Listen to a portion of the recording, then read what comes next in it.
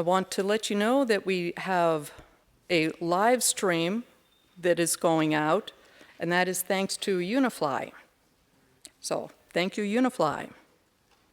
If you have any colleagues that have been unable to attend, they can watch us live on the Sky Live, which is streaming the Drone Enable, on ICAO's YouTube channel.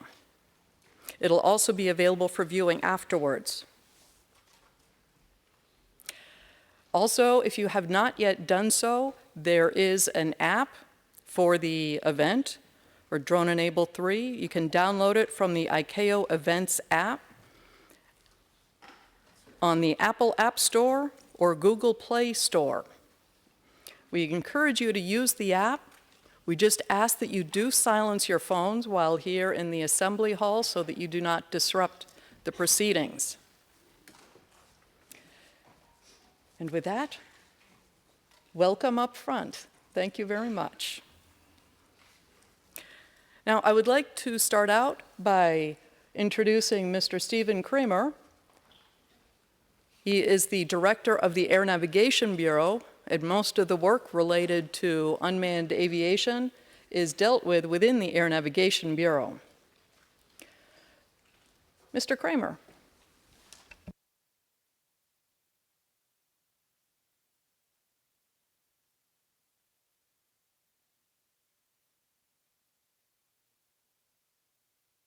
Thank you, Leslie. Good morning, ladies and gentlemen.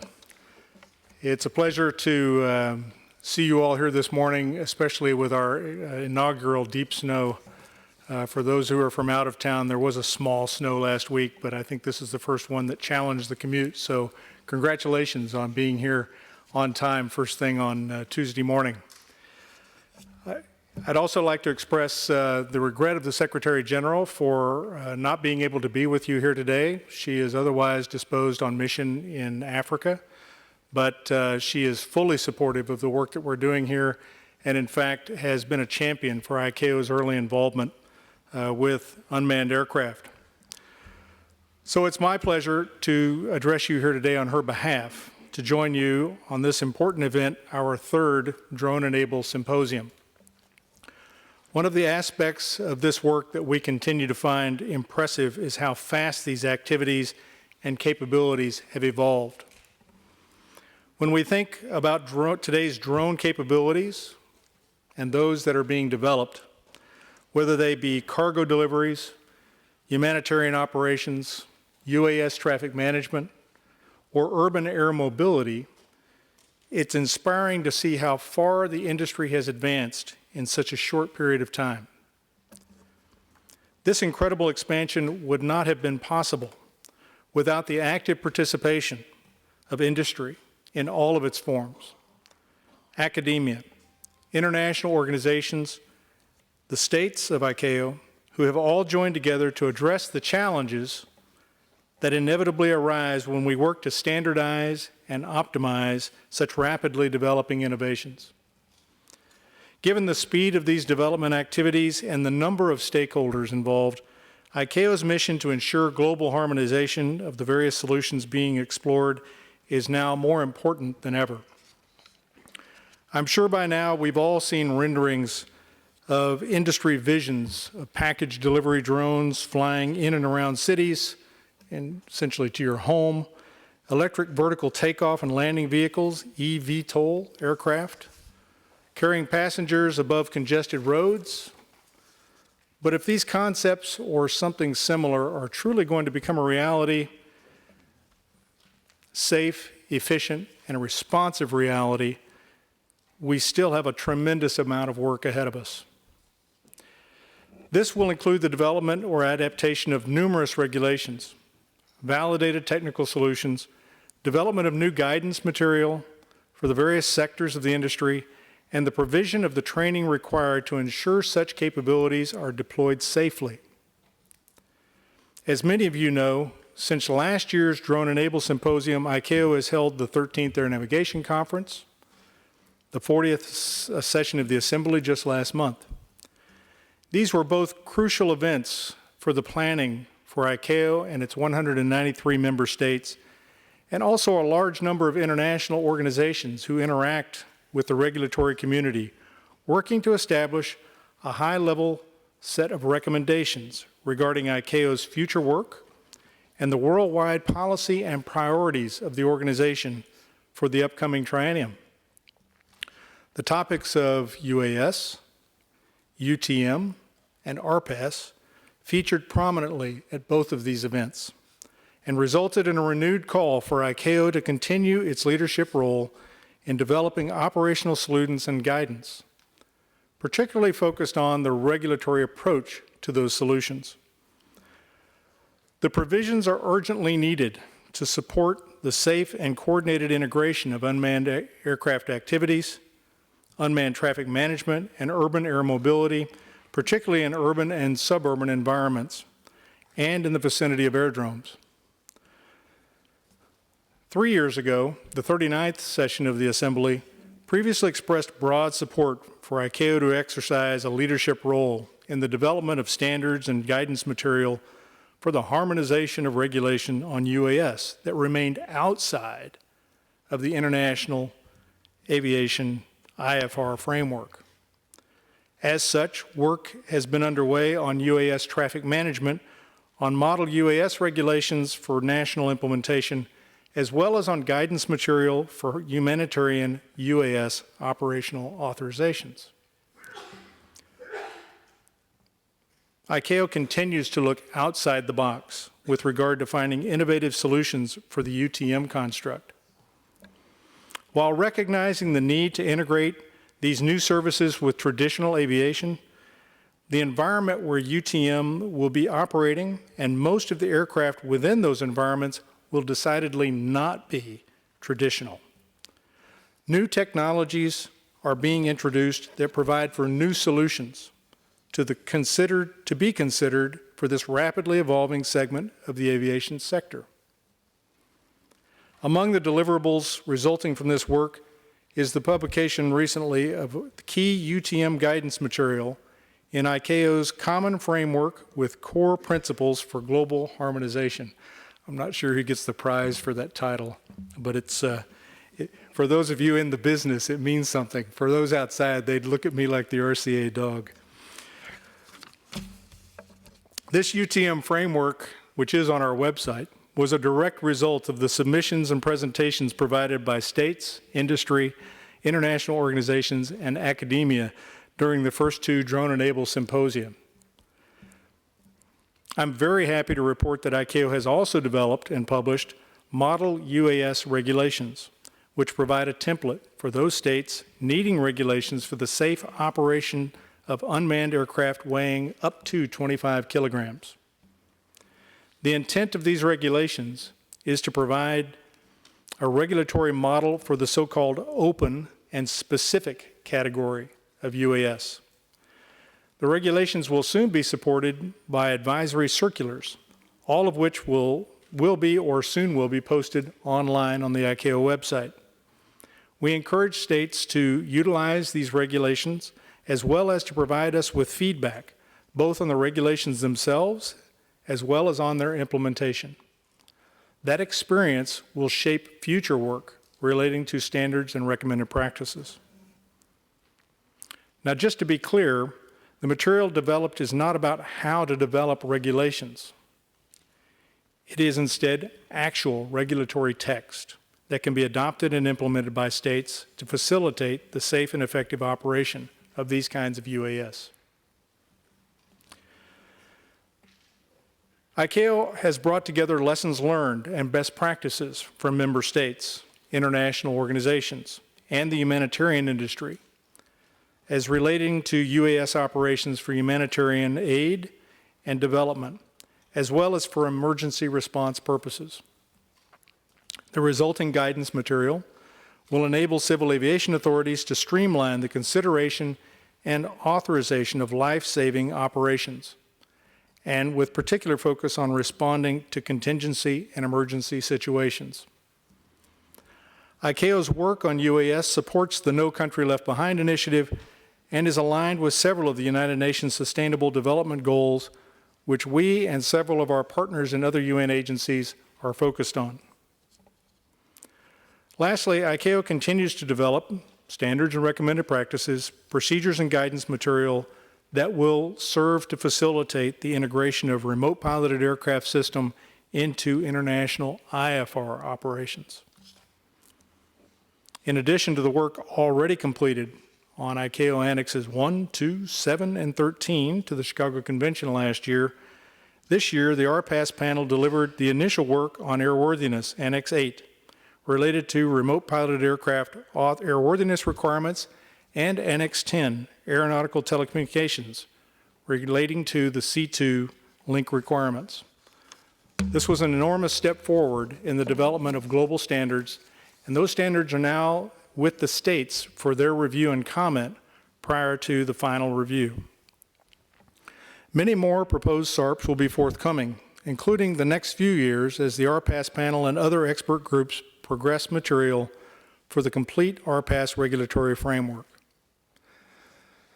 Ladies and gentlemen, in closing, I would like to take this opportunity to express ICAO's commitment to supporting the continued integration of unmanned aircraft into the airspace structure and the safe and secure development of UTM systems as part of that effort.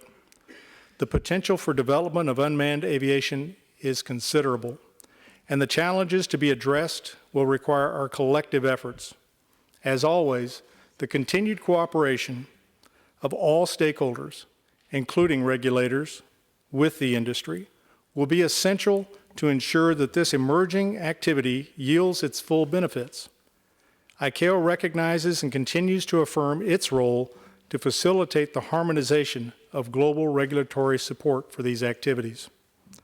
I'm convinced that the ideas generated during this symposium will play a key role in shaping the very promising future of UTM and unmanned aviation as a whole, and I look forward to the innovative outcomes this week resulting from your work over the next 3 days. Thank you very much.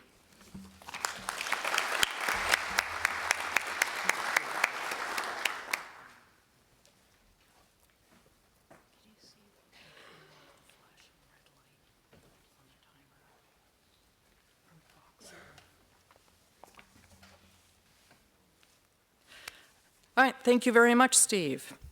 I'd now like to introduce Ambassador Clava Gatate.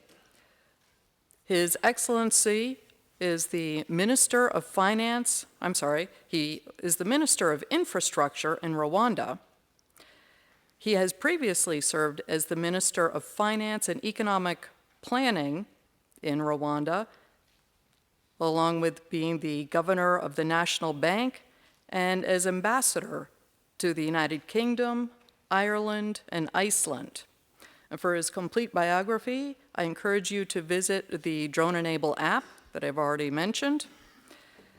So please, Your Excellency, if you would.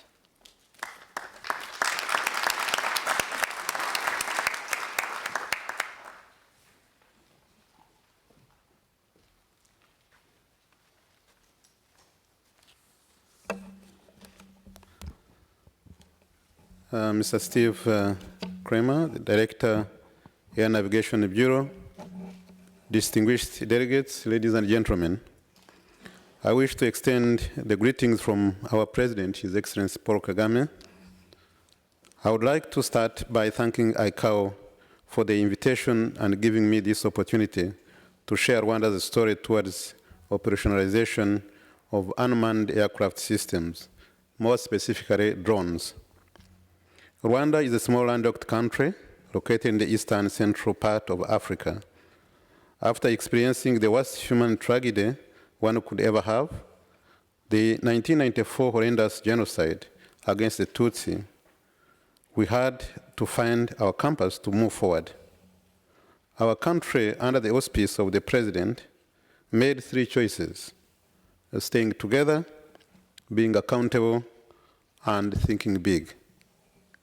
The long story short, in 2015, the government of Rwanda took a strategic decision to focus on agriculture, health, and innovation, which are in line with ICAO and UN SDG goals, especially number 2 on zero hunger, 3 on good health and well-being, and 9 on industry, innovation, and infrastructure, with consideration of available resources. Distinguished delegates, in 2014, over 80% of our population were engaged in farming and in a non-automated manner, and agriculture at the time constituted 32.5% of our GDP. There was a priority need to increase crop yields by better management of fertilizers, seeds, and water. Identify and healthy crops as fast as possible to take appropriate action, and more efficient use of manpower coupled with the many varying mountains and hills ranging from 950 meters to 4,500 meters high in a land area of about 26,000 square kilometers. In the same context, the government was also faced with a lot of challenges. Among them was the transportation of life-saving products like blood to the patients in the rural parts of the country, considering the very difficult terrain and road often inaccessible, especially during the rainy season. To accomplish this, the initial right medical product for transportation had to be based on using a product that had a high value for the recipient, yet without any market value for resale. The Ministry of Health recognized this need, thus blood was chosen, since blood donation is 100% voluntary and non-remunerated, and all hospitals in Rwanda get blood products from regional and provincial blood transfusion only and at no cost. Distinguished delegates, ladies and gentlemen, due to the complexities of the highlighted challenges in agriculture, health, as well as other productive sectors of the economy, there was a need to innovate quickest means of increasing productivity and delivering the medical services like blood products. Henceforth, the use of unmanned aircraft systems was the most efficient proposed solution. To date, various products are delivered by drones. In our conceptualization through the use cases, in order to line up priority targets, we asked ourselves two fundamental questions. What is the fastest and most efficient means to serve those needs? And secondly, what kind of technology can serve the geography, topography, and climate of Rwanda? The answers had to take into consideration costs of operation, legal ramifications, state regulations, efficiency, and providing economic growth. We realized that this process could not be an isolated one, and it would involve the inclusion of various government sectors, technical experts, operators, and end users. Consultative processes, understanding the abilities and limitations of operations of these various sectors were the key to lay the foundation of drone usage in Rwanda. The result of commitment to our goals is what we have today in our unmanned aircraft systems performance-based regulations. Unmanned aircraft systems are a new component of the aviation sector, one which ICAO states and the aircraft and the airspace industry are working to understand, define, and ultimately integrate. These systems are based on cutting-edge developments in airspace technologies and artificial intelligence. By offering advancements which may open new and improved civil and commercial applications, as well as safety and efficiency in aviation industry. Distinguished delegates, although Rwanda embraces the use of unmanned aircraft systems to improve human welfare, we are sensitive to use cases that are impactful to communities in need. We balance the opportunity cost of using the technology with the perceived risk of internal and external factors in relation to the expected outcomes, such as access and improved quality of health care, availability of adequate food supply, and many more. In the health sector, for example, it used to take the turnaround time of 2 to 4 hours on average to request and deliver blood to specific hospitals from blood transfusion centers. Currently, it takes only 5 minutes to the nearby hospitals and maximum 45 minutes for up-country hospitals in remote areas. According to the Ministry of Health, initially, hospitals had a tendency of requesting excess blood, considering delivery challenges, including frequent trips. As a result, there was overstocking, and around 6% of the issued units would expire. Currently, the delivery of blood with drone technology has reduced blood wastage from 6% to around 0.3%, and improved access to special blood products like platelets and plasma, among others. Although drone technology is largely used in health for blood transportation and agriculture for crop mapping, irrigation, crop spraying, and protection, to mention but a few, it has also been extended to other sectors like transport, especially road maintenance, traffic management, and topography surveys, and in electricity for inspection of transmission and distribution lines, as well as street lights. It is further used in mining to visualize blasts and drilling plans, and in construction of visual context, detection, correction of defects, and deviations to streamline decision-making. The ultimate goal is to make sure that we take advantage of every opportunity to effectively and efficiently improve the lives of our citizens. This will transform our decision-making process both at the national level and globally once these initiatives prove to be more efficient and impactful.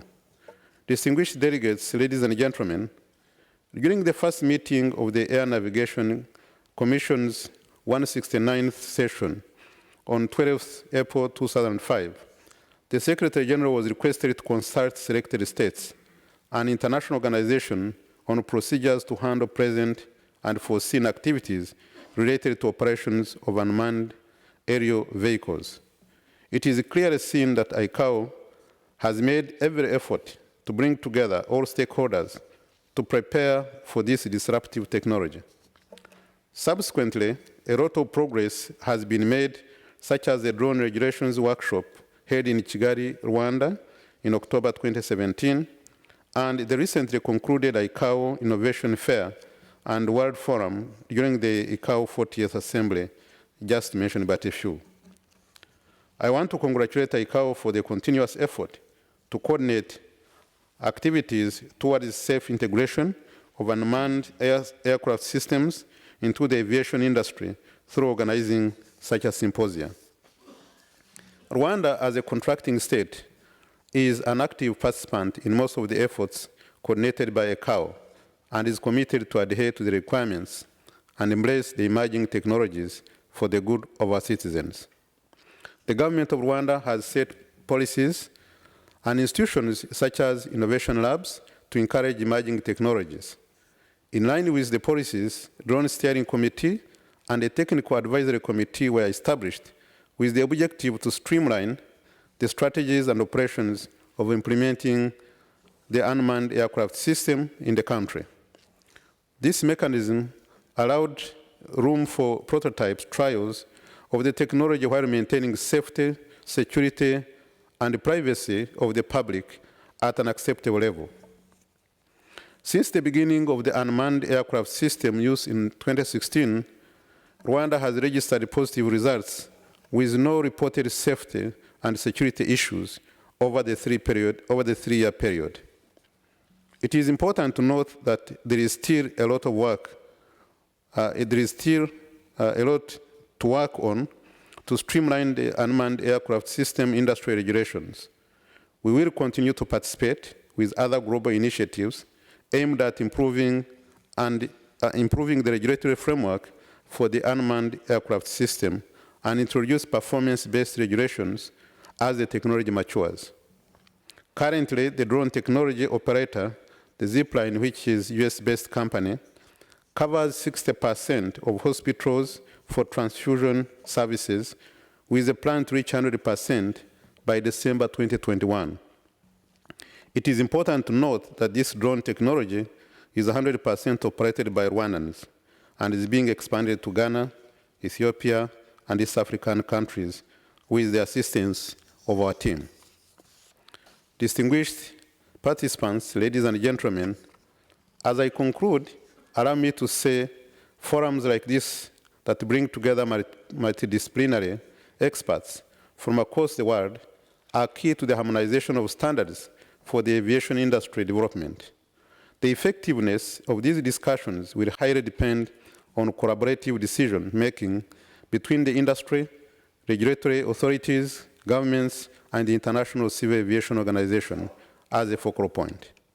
I wish to call upon policymakers here present to encourage their respective governments to support the drone technology initiative by promulgating relevant laws and regulations governing the use of unmanned aircraft systems. Finally, I wish to take this opportunity to invite you all to the upcoming Africa Drone Forum scheduled to take place in Kigali, Rwanda, from the 5th to the 7th of February 2020. I thank you and wish you a successful symposium. Thank you.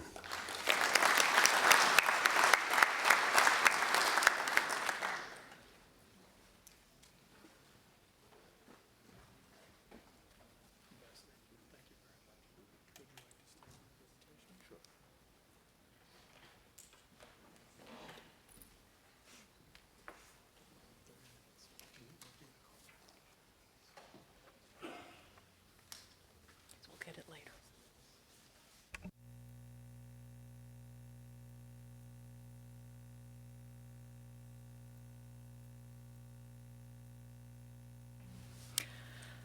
All right, everybody, thank you. We'll move right along. Now, since I did not actually introduce myself earlier, I'll just say I am Leslie Carey. I'm the chief of the RPAS program here at ICAO. And it's my great pleasure to have all of you here to hear about what we're doing and then to be able to solicit your input into the activities of ICAO and hope that the information that you hear this week will in turn help you do the work outside of ICAO as well. So we've had a very busy year since our last Drone Enable in Chengdu, China.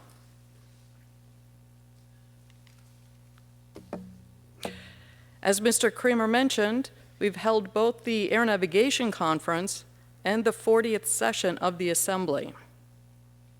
These events each focused on the work program of the organization as a whole, work that is underway or planned, as well as new work items that states or the aviation industry consider to be important. Unmanned aviation, UAS traffic management, and urban air mobility were all highlighted as areas where ICAO should lead the way. Now, the Assembly gave us some very specific instructions or directions. That ICAO review its standards and recommended practices, the SARPs, with an aim to facilitating the operation of new entrants within a globally harmonized regulatory framework. That states arrange their regulations and procedures governing the operation of new entrants, ensuring the operations comply with the rules of the air as contained in Annex 2, and that ICAO serve as an international forum to facilitate improved cooperation, collaboration, and the sharing of best practices, and increase dialogue between states, new entrants, the existing aviation stakeholders, as well as the space community. So everyone, welcome to the dialogue. Furthermore, the Assembly requested that ICAO accelerate and expand its work on the development of a full regulatory framework for UAS, UTM, and urban air mobility. In order to address the broad range of innovations occurring in both the unmanned and manned aviation spheres, the Assembly encouraged ICAO to have a closer association and direct dialogue with the aeronautics industry. The Assembly fully recognized the challenges faced by states, as well as industry, with the fast pace of technological advancement.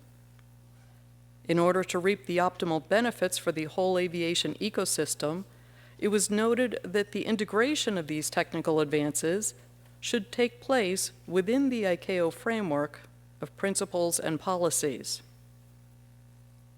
And with all of these requests for new work and new working methods, the Assembly also called on ICAO to explore options for allowing industry and other stakeholders to address the demand for new provisions that can be brought to ICAO for consideration once mature. Now, all of this sounds quite wonderful. ICAO has been formally requested to do all this work. However, one critical aspect should be kept in mind. The Assembly also approved ICAO's budget for the next triennium, 2020 to 2022. And none of this work on UAS, UTM, or urban air mobility was actually funded. So whether ICAO will be in a position to take on this work will depend on partnerships and outside resources being provided. We will certainly be looking for stakeholders to provide their support in this considerable endeavor. All right, so that's kind of the big picture, the larger ICAO context. So I'll move more specifically into the subject of the RPAS work program underway. And as I said, we have been busy. We have several streams of work. I'll start with the RPAS panel. The RPAS panel is developing the regulatory framework that will allow remotely piloted aircraft to conduct international instrument flight rules, IFR, operations. This work follows the traditional aviation regulatory approach, which has served aviation safety well by developing the SARPs for annexes to ICAO's Chicago Convention. As many of you already know, we will be revising 18 of the 19 annexes to the convention. We've already completed the SARPs to license remote pilots. These provisions were adopted by Council in March of last year, making them available for use now and mandatory for use in November of 2022. Now, besides the remote pilot license, other certificates that are required in order to conduct international operations are the Certificate of Registration and the Certificate of Airworthiness, both of which are for the aircraft and not the system. Also, the RPAS Operator Certificate. Now, the existing Certificate of Registration applies whether the aircraft is manned or unmanned, and you'll be briefed quite thoroughly on issues related to registration during this symposium. Now, on 23 August of this year, ICAO issued 2 state letters containing proposed SARPs, one on the C2 link, the other on airworthiness of remotely piloted aeroplanes, remotely piloted helicopters, and remote pilot stations. States and international organizations are expected to provide their feedback to these proposals by 21 February in 2020, so that a final version will be ready for Council adoption in March of 2021.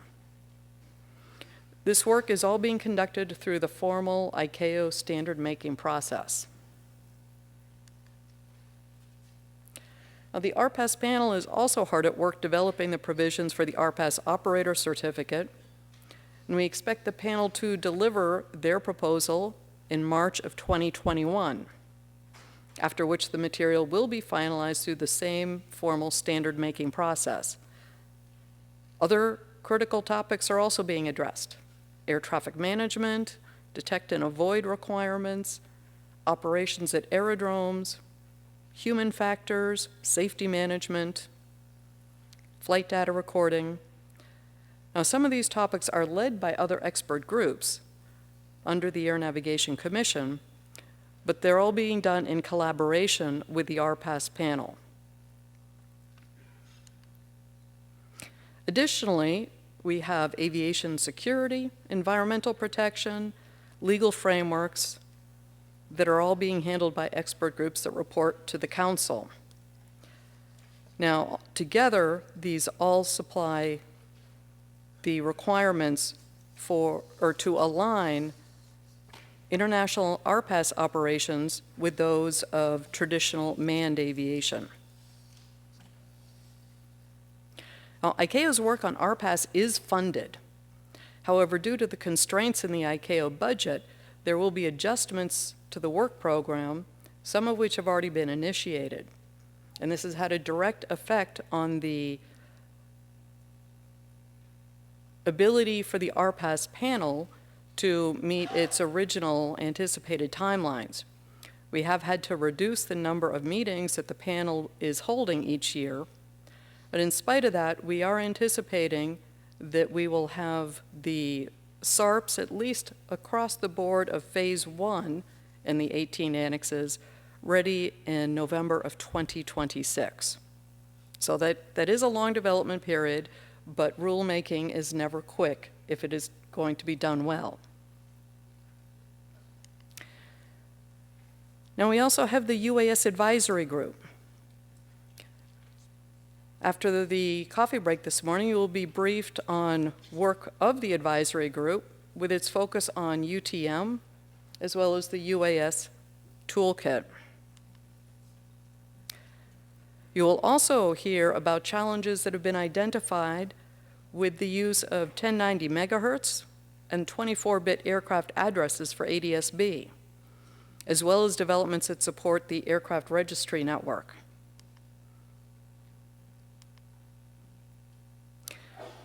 Now, in addition to that work, ICAO has focused resources to help our counterparts within the United Nations system that are using unmanned aircraft as part of their missions.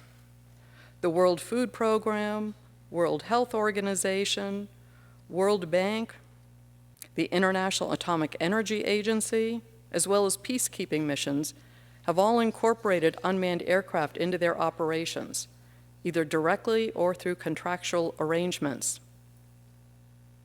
And we found that UAS operations were being conducted by and for UN entities, and realized that guidance material would be most beneficial to ensure that these operations can be conducted using approaches consistent with aviation safety culture and regulatory framework.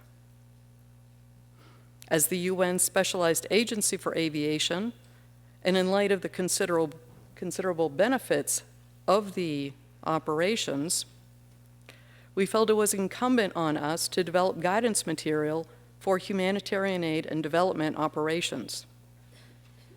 We also quickly realized that emergency response operations were very closely aligned with these, so we incorporated that into our guidance material. Now, this guidance material, for which we use the shorthand name UAID, will be posted online within the next 2 weeks. We couldn't quite get it finished for this event. But the material serves 3 purposes. It guides the Civil Aviation Authority through the review and approval process, as well as the operator through the planning steps prior to conducting operations. It provides guidance material for the handling and carriage of dangerous goods, such as medical supplies, blood, vaccines, needles, organs. These are all considered dangerous goods. And it provides a straightforward safety management overview and risk assessment process. The objective of this material is to streamline the application and approval process for operations that require urgent action. They do not supersede nor preempt national regulations. They are intended to complement the regulations. And speaking of UAS regulations, ICAO has posted model UAS regulations that are applicable for unmanned aircraft weighing up to 25 kilograms on our website. These model regulations, parts 101 and 102, provide a template that states may adopt into their national regulations with minor revisions to existing references. Part 101 covers UAS operations in the so-called open category. These are low-risk operations conducted away from people, property, and from aerodromes, and up to a maximum of 120 meters above ground level. Part 102 covers UAS operations in the so-called specific category, where the risk to third parties is slightly higher. Now, the regulations contain general provisions, operating rules, remote pilot certification, UAS authorization or UAS operator certificate, and requirements for manufacturers. As written, Parts 101 and 102 are applicable to UAS only. However, they can easily be expanded to include other types of aircraft, such as gyrocopters, parasails, balloons, kites, etc. And we have also prepared Part 149 for certification of approved aviation organizations. These model regulations are intended for organizations operating in the UAS environment, and the CAA may further supplement these model regulations by adding appropriate paragraphs. Parts 101, 102, and 149 are meant to offer model language for states to facilitate the establishment of UAS regulations.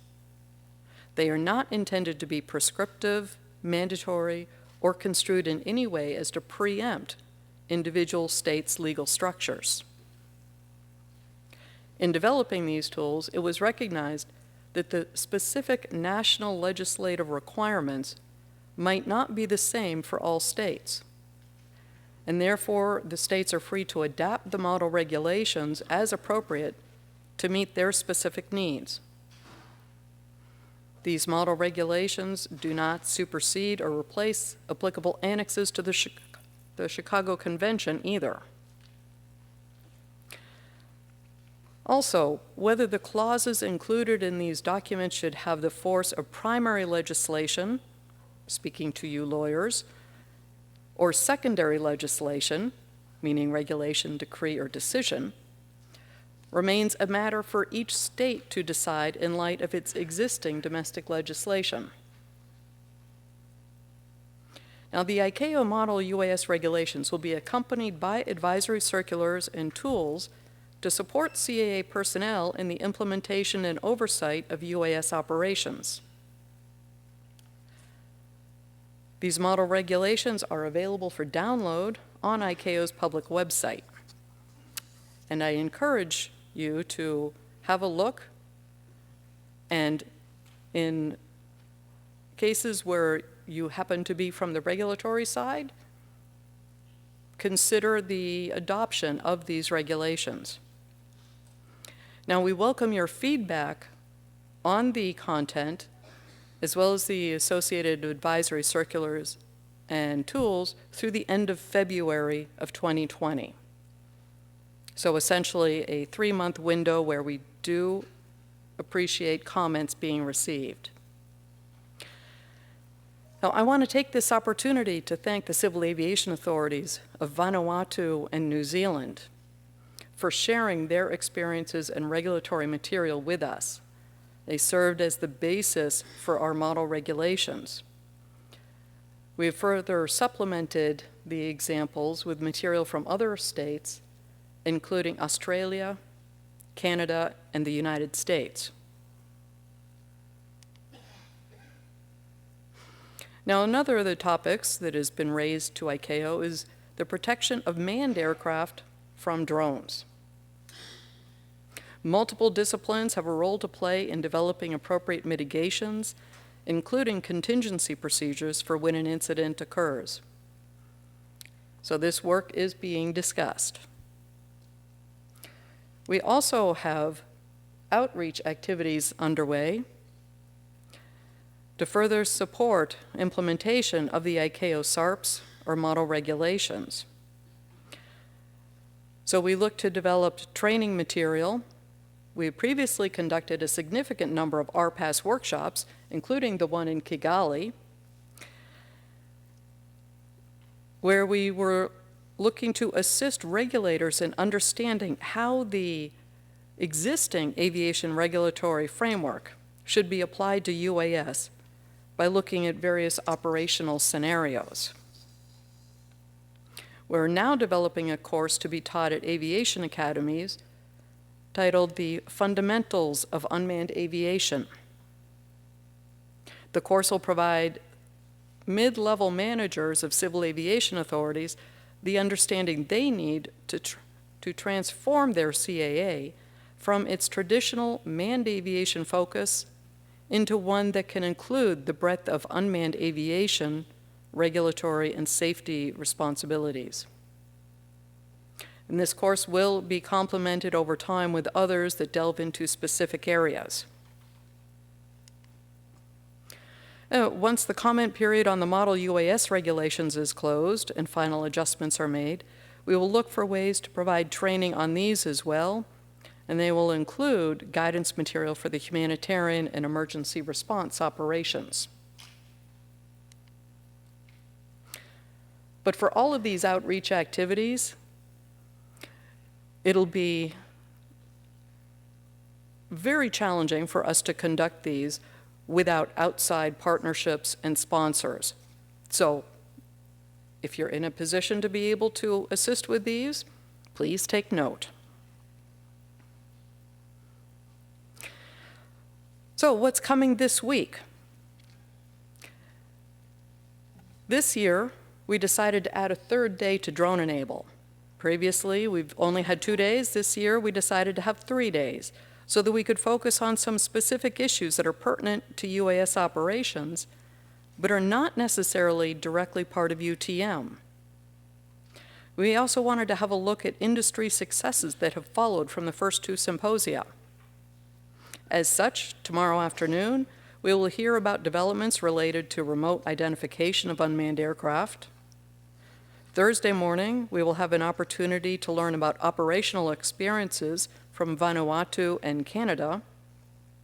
Now, these 2 states obviously present significant differences, but also remarkable similarities when it comes to some of the environments and challenges they face. We'll also hear about regulatory issues that have been identified related to uncertificated UA operating in high seas airspace, operations or questions about facilitating operations in the stratosphere, and finally, the flight rules. We only have 2 sets of flight rules, visual and instrument. So how do we accommodate beyond visual line of sight operations into the aviation regulatory framework when they do not comply with instrument flight rules? There is a long list of potential issues for the aviation community to focus its attention on. We need to identify the issues and begin to examine the needs and the priorities, then look to how we can best and most effectively achieve those needs. So before closing, I just want to introduce the RPAS team to you. And based on the amount of work that has been produced during the last year, one might think it's a fairly large group. The reality is that we have 3 technical experts. Well, have Mr. Frédéric Malot is secretary of the RPAS panel, and he provides support to all of our other activities. Mr. Mark Wunenberg, secretary of the UAS advisory group. He's the lead organizer of Drone Enable, as well as providing support to both the operations and detect and avoid working groups of the RPAS panel, and he's the maintainer of the UAS toolkit.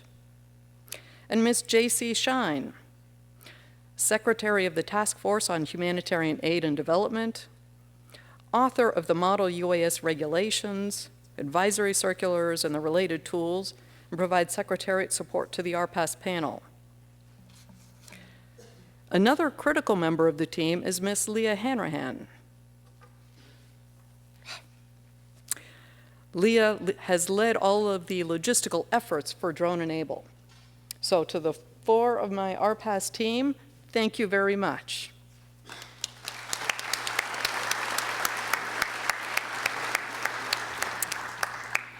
It is also important to recognize the UAS Advisory Group. They have been instrumental in helping the Secretary with drafting this year's Drone Enable problem statement, and they handled the selection of RFI presenters. So, if the advisory group participants scattered through the audience want to take a stand for a moment? Any of them? Yes, we do. Again, thank you very much. Now, in conclusion, Drone Enable is ICAO's forum to bring together innovators, new entrants, traditional aviation stakeholders, regulators, and academia to facilitate improved cooperation, collaboration, and the sharing of best practices.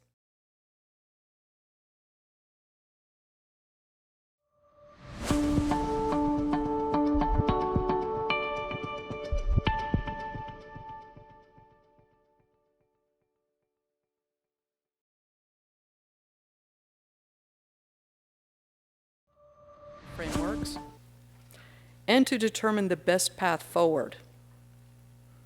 I anticipate a lot of very good information and fruitful exchanges during these 3 days, and I look forward to your active participation.